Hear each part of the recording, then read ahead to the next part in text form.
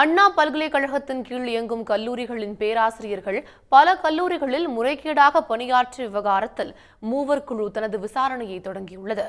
அண்ணா பல்கலைக்கழகத்தின் ஆளுமையின் கீழ் செயல்படும் தனியார் பொறியியல் கல்லூரிகளில் 189க்கும் மேற்பட்ட பேராசிரியர்கள் தங்களது ஆதார் எண்ணை முறைகேடாக பயன்படுத்தி ஒரே நேரத்தில் பல கல்லூரிகளில் பணியாற்றியது தொடர்பான ஆவணங்கள் பொதுவெளியில் வெளியாகி பரபரப்பை ஏற்படுத்தியது.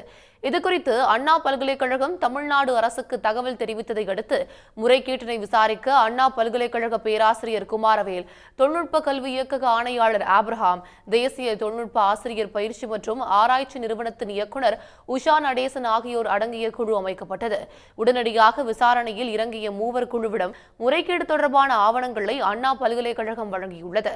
இதன் அடிப்படையில் வரும் வாரத்தில் முறைகேட்டில் தொடர்புடைய பேராசிரியர்களை நேரில் அழைத்து விசாரிக்க திட்டமிட்டிருக்கும் மூவர் குழு ஒரு வார காலத்தில் அரசிடம் அறிக்கையளிக்கும் என தெரிகிறது.